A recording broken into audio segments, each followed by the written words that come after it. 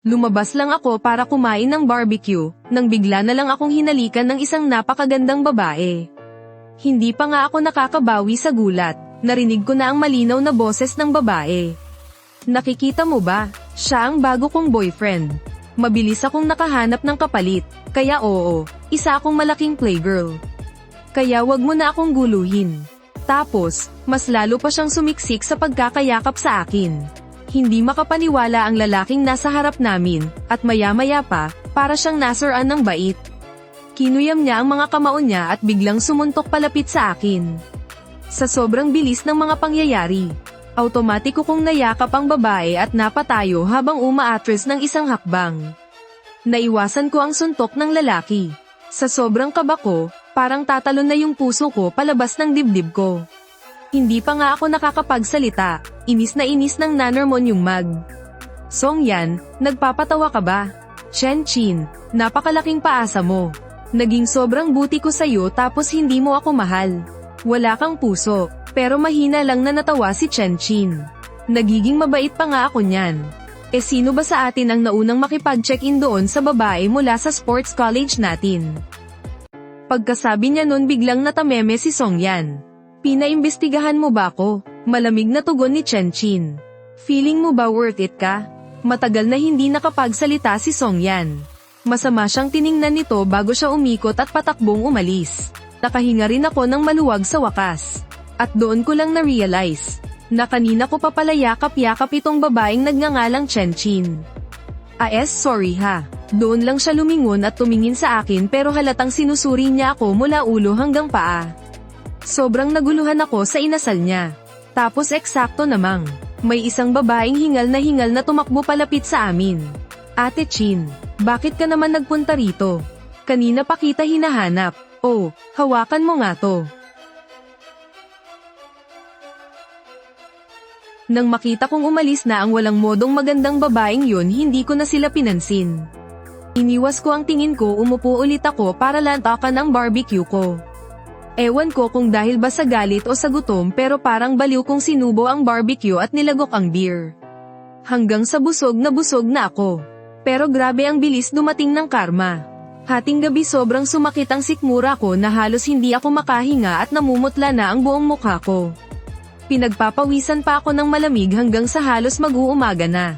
Bago ako tuluyang nakatulog sa sobrang hilo. Pagkagising ko, basang-basa na ako ng pawis. Pinilit kong bumangon kahit na pagod ang katawan ko para makaligo. Nagluto na naman ako ng lugaw mag-isang nakaupo sa lamesa at dahan-daang humihigop. Nakakabingi ang katahimikan sa loob ng bahay. Tanging kalansing lang ng kutsara at mangkok ang naririnig. Pero kakatapos ko lang humigop ng lugaw biglang tumunog ang pinto at may nagbukas nito mula sa labas. Isang babaeng nasa middle age na naka-business attire ang pumasok. Biglang nagningning ang mga mata ko. Pero malamig lang siyang lumapit sa akin. Ipinaghanap kita ng eskwelahan. Bukas ang pasok. Heto ang allowance mo para sa buwang ito. Aalis ako papuntang ibang bansa ng isang buwan. Kapag kinyo lang ka sa pera, tumawag ka na lang. Pagkasabi nun, dumiretso na siya sa taas para mag-empake. Hindi nagtagal, bumaba siya hila-hila ang isang malaking malita. Mula umpisa hanggang huli, ni hindi man lang niya ako tinapunan ng tingin. Ma, mag-ingat po kayo sa biyahe, katahimikan lang ang isinagot niya sa akin. Naiwan sa lamesa ang bago kong admission letter, at isang makapal na patong ng malamig na pera. Ito lang ang kaisa-isang pagmamahal ng isang ina na kaya niyang ibigay sa akin. Samantala, kasalukuyang ginaganap ang isang racing event na inorganisa ng CTA University, at talagang nakakabingi ang ugong ng mga makina. Nasa loob ng sasakyan ang magandang red-haired na si Chen-chin. Imbes na magmenor sa kurbada, mas diniinan pa niya ang selinyador at mabilis na tumawid sa finish line. Ate Chin, grabe ka ngayon. Ni anino ng sasakyan mo, hindi namin makita. Kung mahina, edi mag-ensayo. Ate Chin, tambay tayo bukas sa Hangqiao Club. Balita ko maraming baguhan dun. Pero ngumiti lang si Chen-chin. Sumakay agad sa sasakyan, pinaandar ito at umalis. Hoy, Ate Chin, sasama ka ba o hindi? Hintayin mo naman ako. Pagsapit ng gabi, pagkapasok ni na Chen Chin at Zai Linlin sa pintuan ng Hangqiao Bar. Ate Chin, Ate Linlin, the usual ba tayo? Oo, at pakitawag na rin si Ajian. Sige po, aayusin ko na agad. Pero hindi ko inaasahan, na habang papasok si na Chen Chin sa VIP room. Sa kabilang banda naranasan ko naman ang isang napakahirap na sitwasyon. Kinabukasan, buwan ng Setyembre sa Changzhou, at malamig ang simoy ng hangin. Mag-isa akong naglakad papuntang eskwelahan. Ito na ba ang bagong kulungan na inihanda ni Mama para sa akin? Balita ko'y matagal na ang kasaysayan ng paaralang ito at makaluma ang disenyo. Pero ni Katie Ting, hindi ako masaya. Una akong pumunta sa opisina ng principal. Nang makita ko ang tanyag na taong iyon na sa libro ko lang nakikita, nakaramdam pa rin ako ng kaunting pananabik. Napakabait niya, at mabilis niyang inasikaso ang pag-enroll ko. Pagkatapos nun, inutusan niya akong hanapin ang counselor ko. Pagkabukas ko ng pinto ng opisina, isang babaeng makapalang make-up. Pero mukhang masungit ang nakaupo sa loob. Kinuha niya ang transcript of records ko. Sinulyapan lang ito, tapos ay basta nalang binitiwan sa tabi. Wala akong pakialam kung saang maliit na lugar ka nang galing noon, o kung gaano pa kataas ang grades mo. Dito sa universidad na ito, balik sa zero ang lahat. Bakas ang pangmamaliit sa boses niya. Siguro nga ikaw ang laging top 1 sa klase nyo dati. Pero dito sa universidad namin, baka kahit sa top 100 ng buong batch, hindi ka makapasok. May kinuha siyang form mula sa cabinet at iniabot sa akin. Form yan para sa uniform ng department. Kuhanin mo mag-isa sa warehouse ng student council pagkatapos ng klase. Pero habang hawak ko ang form, at iniisip kong sa wakas ay makakapagsimula na ako ng bagong buhay, may panibagong eksena namang nangyayari kay Chen Chin sa bar. Sa loob ng VIP room. Ate Chin, uuwi ka pa ba ngayon? O dito ka na matutulog sa taas ng club? 21 taong gulang si Chen Chin. Pareho kami ng universidad. Dahan-dahan namang idinilat ni Chen Chin ang mga mata niya. At mahinang sumagot. Uuwi, may sasabihin pa sana si Zai Linlin. Nang biglang bumukas ang pinto ng kwarto. Aba, hindi ba't si Seniorita Chin natin ito? Anong hangin ang nagpadpad sa'yo sa maliit naming lugar ngayon? May kailangan ka ba sa kuya mo? Bigla siyang umupo sa tabi ni Chen Chin. Tinaasan niya ito ng kilay. Pero binigyan lang siya ni Chen Chin ng isang malamig na tingin. At muling ipinikit ang mga mata. Dahil dito, nataranta si Zai Linlin. Lumapit siya kay Zhao Jian. Jian, bilisan mo, tawagin mo yung mga lalaking type ni Ate Chin. Grabe ang topak niyan ngayon. Doon palang seryosong tiningnan ni Zhao Jian ang nakapikit na si Chen Chin. Nakakunot ang noo nito. Akmang guguluhin na sana ng lalaki ang buhok niya, pero parang may spider sense si Chen Chin. Bigla nitong iniwas ang ulo niya, at sobrang sama ng timpla ng mukha. May malamig na nagbitiw ng salita, may gagawin pa ako, mauunan ako. Pinagmasdan ni Zai Linlin ang pag-alis niya, at agad itong hinabol. Ate Chin, sandali lang. Hintayin mo ko. Dinala ako ng advisor namin papasok ng classroom. Sabi nila, ang makapasok daw sa universidad na ito ay pag-aagawan daw ng mga malalaking kumpanya pagka-graduate. Pero wala akong pakialam sa mga yun. Gusto ko lang magkaroon ng tahimik na bagong simula. Pero hindi ko inaasahan na pagbukas ko ng pinto, halos mamatay ako sa kaba sa nakita ko. Sobrang tahimik sa buong classroom, at lahat sila nakayuko at nag-aaral ako. Walang ni isang nakatunganga. Tinapak ng advisor ang lamesa. Sabay-sabay silang nag-angat ng tingin. 12 ng mga mata ang biglang nakatitig sa akin. Itinaas niya ang baba niya, senyales na magpakilala na ako. Tiningnan ko ang dami ng estudyante sa harap ko, at biglang bumilis ang tibok ng puso ko. Nanlalamig at pinagpapawisan ang mga palad ko. Biglang bumalik sa isip ko yung mga alaala ng pag-aalaga sa akin noon. Namumutla ako habang nanginginig na nagsalita. Hello sa inyong lahat, tawagin nyo na lang akong Chen. Pagkasabi ko nun kinakabahan akong naghintay sa mga pang-aasar na darating. Pero nagulat ako, nang biglang may pumalakpak ng malakas. Tiningnan ko kung saan nanggaling ang tunog, isa itong babaeng naka-silver na salamin. Sunod-sunod na ring pumalakpak ang buong klase. Tumingin lang ang advisor namin. at itinuro sa akin kung saan ako uupo. Sakto namang sa likod pa talaga ng babaeng naunang pumalakpak. Naglakad ako papunta doon at kauupo ko pa lang. May isang boses na biglang umalingaw-ngaw mula sa may pinto, "Excuse me po." Napatingin agad sa kanya ang buong klase. At dahil na-curious ako, napatingin din ako. Pero pagkakita ko sa mukha niya parang nanigas ang buong katawan ko. Siya yung magandang babae na may pulang buhok nung isang araw. Mukhang naramdaman din niyang nakatingin ako sa kanya. Tamad siyang napatingin sa gawi ko. Isang tingin lang. Pero kitang-kita ko agad ang pandidiri sa mga mata niya. Yung tipong pandidiring galing sa loob at hindi man lang tinatago. May malaki ba akong kasalanan sa kanya? Pagkakita ng advisor namin sa agaw pansing buhok niya. Sobrang salubong ang kilay nito na halos mamatay ang langaw sa gitna. "Anong pangalan mo?" "Chen po." Pero sino ba naman ang mag-aakala na pagkarinig ng teacher sa pangalang iyon? Ay biglang kumalma ang mukha nito. "Bakit ngayon ka lang pumasok?" "HMP, ma'am. Pati ba naman personal na buhay ng estudyante, pakikialaman nyo?"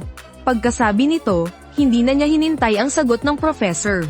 Dir-diretso siyang pumasok sa classroom, at prenteng umupo sa pinakalikod. Nang makita iyon ng professor, wala na siyang sinabi at nagpatuloy na lang sa pagtuturo. Ang bilis niyang magturo, wala pa naman akong libro. Kaya nakikibasa na lang ako sa katabi ko. Ang mga tinuturo nila rito, ibang-iba sa mga napag-aralan ko noon. Kaya pagkatapos ng 2 klase, lutang na lutang ako. Pakiramdam ko, lalo lang sumikip ang dibdib ko. Pagkatapos ng klase, sumubsob na lang ako sa desk.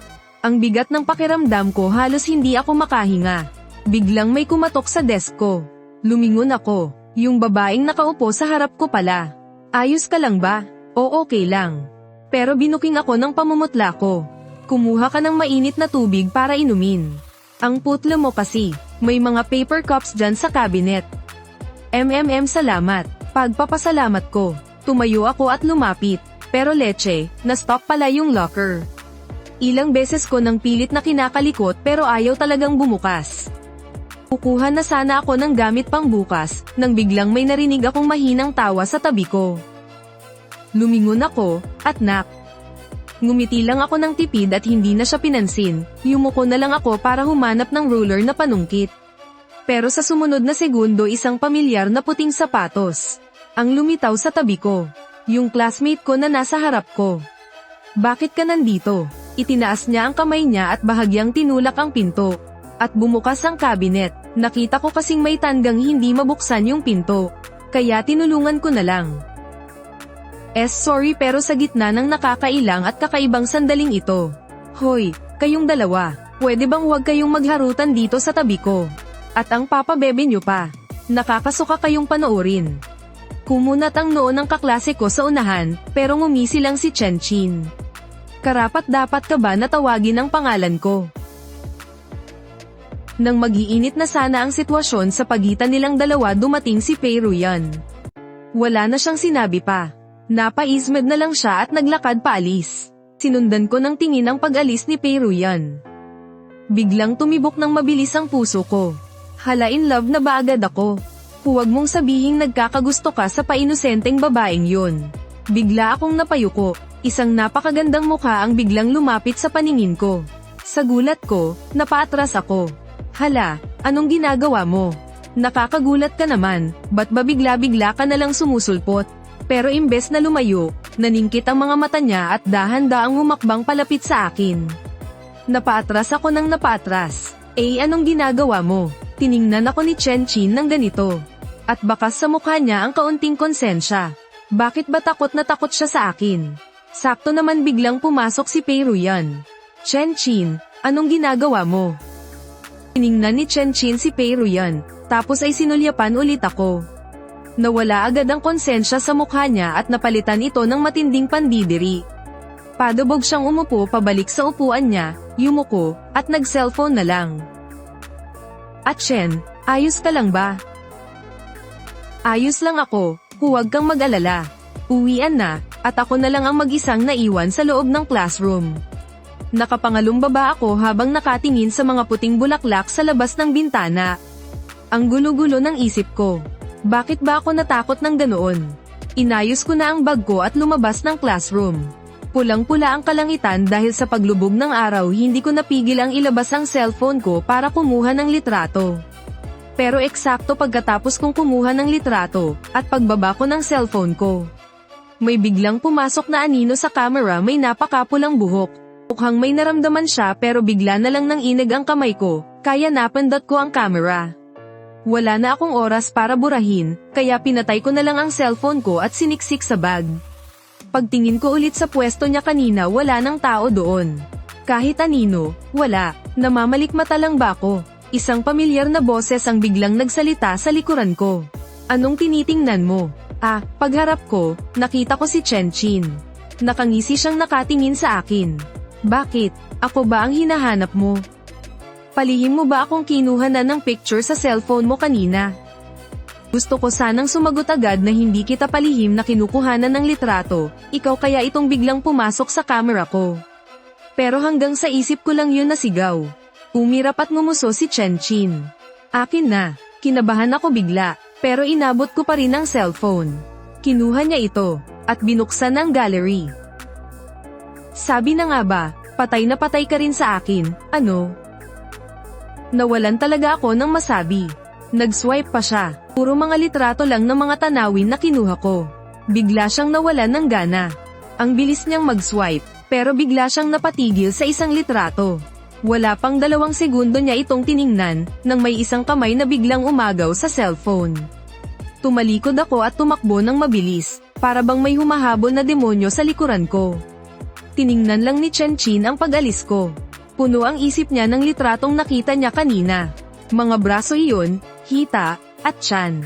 Pati pisngi at balikat na puro pasa, pamamaga, at mga mantsa ng dugo. Nakakakilabot tingnan. Napahawak siya bigla sa tato sa kanyang collarbone. Pagsapit ng gabi, pagkabukas ni Chenchin ng pinto, narinig niya agad ang tawanan mula sa loob ng bahay. Nandito na ang anak natin. Halika na't kumain. Tiningnan lang ito ni Chenchin habang nagkukunwaring malapit na mag-ina sina Pei Ruyan at Mrs. Chen. Tamad siyang naglakad palapit at dekwatrong naupo. Pangaasar niyang sinabi kay Chen Hui, matandang Chen, mukhang. Tara, inom tayo. Estudyante ka pa lang sa kolehiyo, tapos araw-araw alak ang nasa isip mo. Ano bang klaseng ugali yan? Nagkibit balikat si Chenchin, tapos kumuha ng isang piraso ng lotus root. Sinubo niya ito, tapos nginuya ng 2 beses. Tapos, PWE. Idinure niya lahat. Ang pangit ng lasa. Sobrang tamis at nakakaumay. Bakit ba araw-araw niyo tong niluluto? Nang makita ni Chen Hui na biglang sumama ang timpla ng mukha ng asawa niya sa tapat, sinipa niya si Chenchin sa ilalim ng lamesa. Bakit mo ba ako sinisipa? Pangit din ba ang lasa nito para sayo? Yung mga ganitong uri lang ng tao ang mahilig sa mga nakakaumay na tamis, na nagtatago sa totoong lasa ng pagkain. Biglang ibinagsak ni Ginang Chen ang mga chopstick niya sa sahig. Galit na galit ang mukha niya. Chenchin, sino bang pinariringgan mo? Kung tutuusin, ikaw nga yung pinakawalang karapatan dito. Sawang-sawa na si Chenchin na marinig iyon. Kumakain lang siya ng mani nang walang pakialam. Hindi man lang siya kumunat ang noo. Habang nanggigigil naman si Ginang Chen. Hinatak nito si Pei Ruyan palabas. Padabog na sumara ang pinto. Biglang tumahimik sa buong bilya. Tiningnan ni Chen Hui ang anak niya. Tinapak ang balikat nito, huwag mong sisihin ang mama mo. Baka masama lang talaga ang timpla niya ngayon. Tandang Chen, ilang beses ko ba kailangang sabihin sa'yo? Wala talagang gusto sa'yo ang babaeng iyon. Tanga ka ba? Araw-araw kang nagpapakatuta, laging nakabuntot at nag-aalala sa kanya. Tapos ano, tiningnan ka ba niya ng maayos? Diring-diri pa rin siya sa'yo. Tingin niya sa'yo, wala kang kwenta. Natigilan si Chen Hui, tapos namula ang mukha at leeg sa sobrang galit. Chenchin, ikaw, wala kang galang.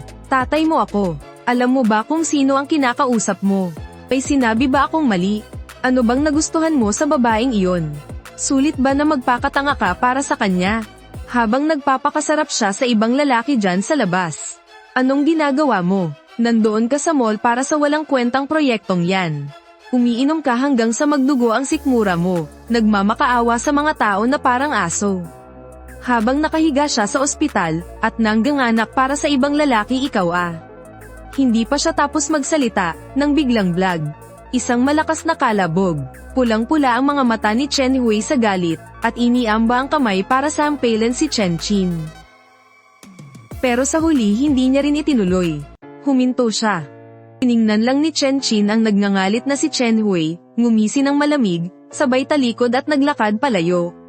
Naiwan si Chen Hui na sapo ang dibdib niya habang naghahabol ng hininga.